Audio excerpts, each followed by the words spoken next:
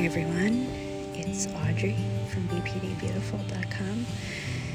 Today we're going to do a guided meditation exercise for when you feel abandoned.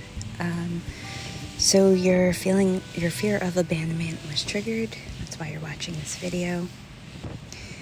First, I just want you to take 2 deep breaths in through your nose. Now hold it. And out through your mouth. Good. Just do one more. Hold it. And out through your mouth.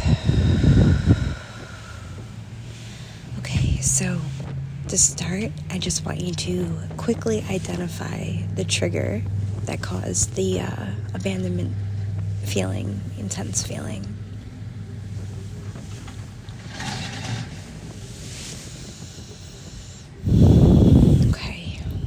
So you've identified the trigger.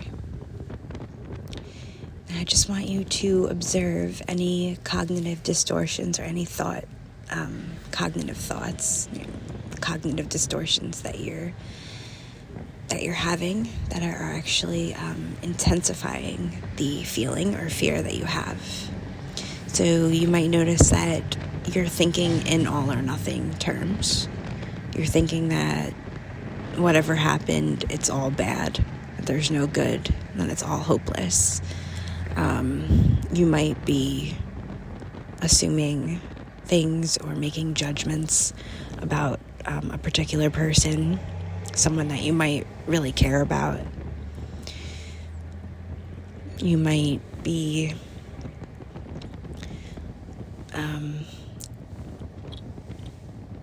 assuming that you might be projecting or putting emotions on them, assuming that they don't care about you or they think you're worthless. I don't know. Whatever it is you're thinking or feeling, just observe those thoughts and notice that they might be distorted. Don't judge those thoughts. Don't judge those feelings that you're having. Just notice them. That's it. Okay.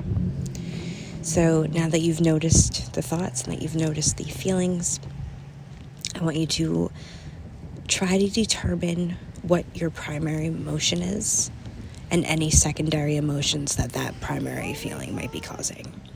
So for instance, maybe you feel shame, which was caused by feeling rage, which was initially caused by feeling abandoned.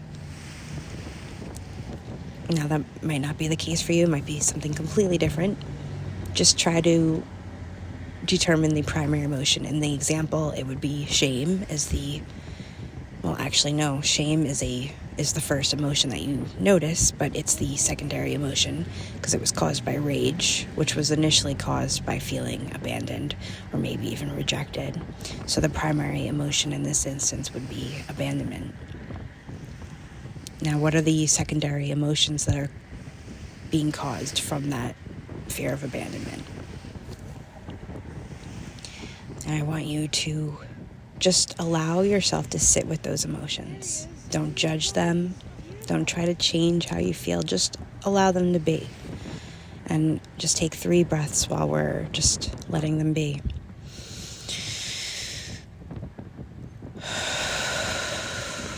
And 2 more.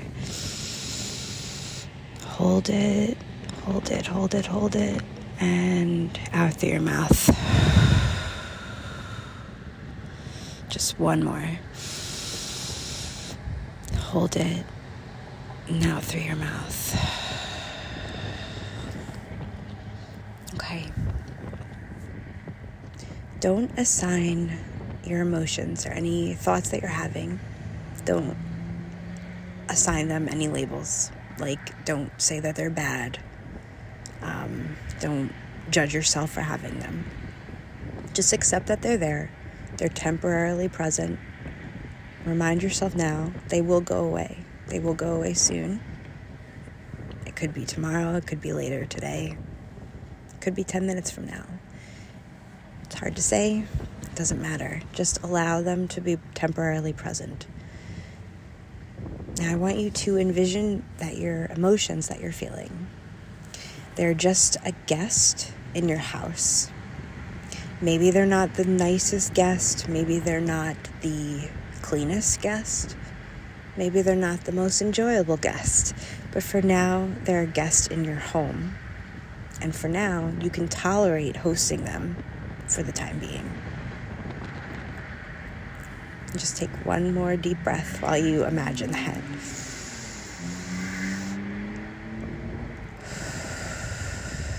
And I want you to think back to a time when you felt a positive emotion. That could have been this morning, maybe last night, a week ago, a couple of days ago. What were you feeling in that moment when you were feeling positive? What was going on? What was the situation? I don't want you to think about this moment with a yearning, with a sense of wishing that you were back in that moment. Just remember that you had a positive moment pretty recently.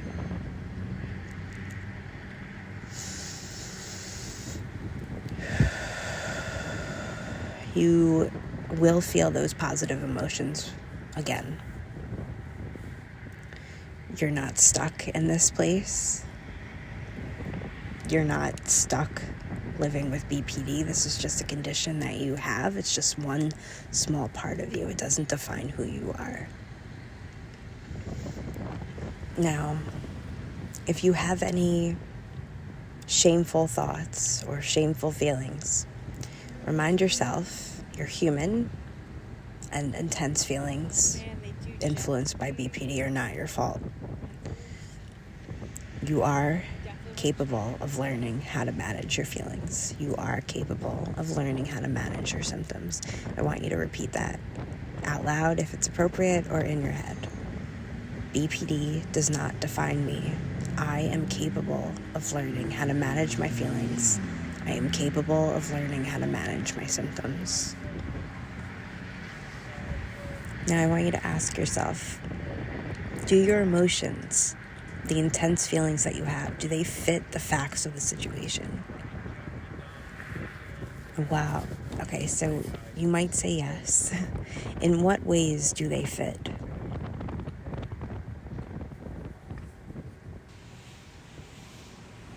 Now I want you to ask yourself, in what ways do your emotions not fit the situation? Is there any part of them that's a little too intense for the facts? Now, this isn't a time for you to invalidate yourself or scold yourself if you're feeling things that are just a little too intense for what the situation actually is. Show yourself some grace, show yourself some patience, some love. And I want you to ask yourself, what urges are my emotions causing? So, for instance, you might say you feel the urge to isolate.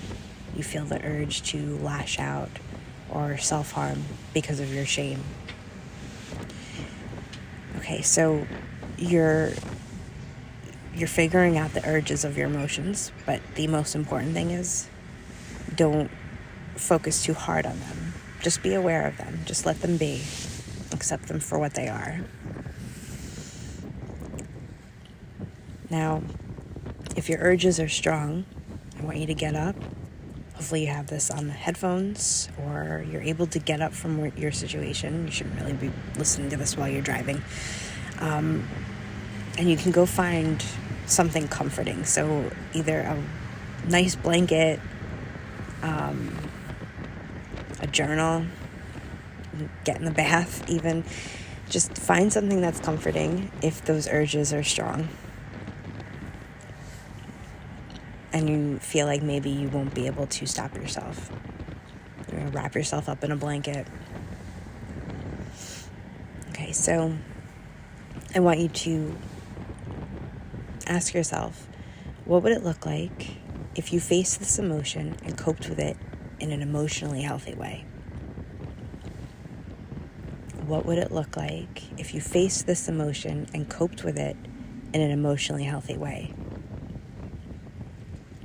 For instance, you could say you would challenge your splitting thoughts.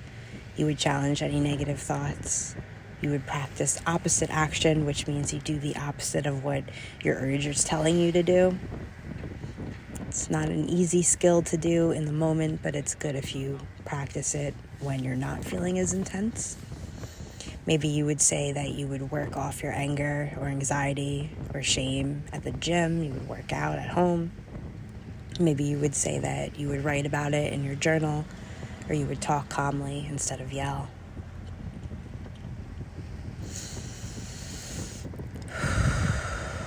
Or if you can't think of anything, imagine how someone you admire, either real or fiction, would react and try to replicate their behavior. In essence, mirror them. Mirror that person's reaction. How would they react to a situation like this, to the trigger?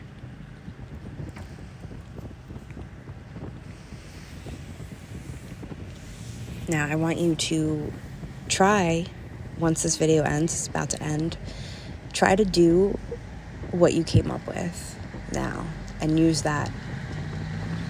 Come up with something and go and do that. Keep yourself distracted. Don't focus on this. It's almost impossible to do when you say don't focus on this. But when it comes back to your mind, I want you to take 3 deep breaths and just try to let the emotions sit with you. It's not easy, but if you continuously do this every time you're triggered, it does get easier. If you go back to these videos and watch them when you're not triggered, it becomes more habitual. It takes small steps. When you first try to make a conscious effort to react differently to a trigger, it takes time to learn. It's okay if initially all you manage to do is become aware that you're not reacting in the way you'd like to. Just don't give up on yourself.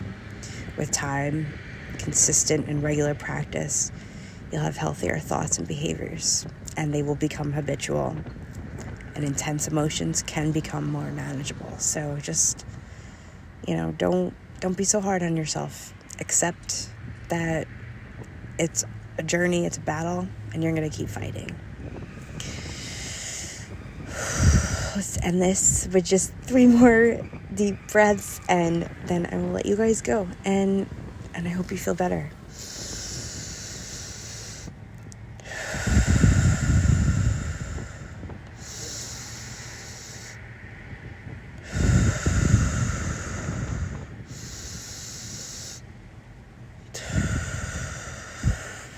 All right, guys, have a great rest of your day.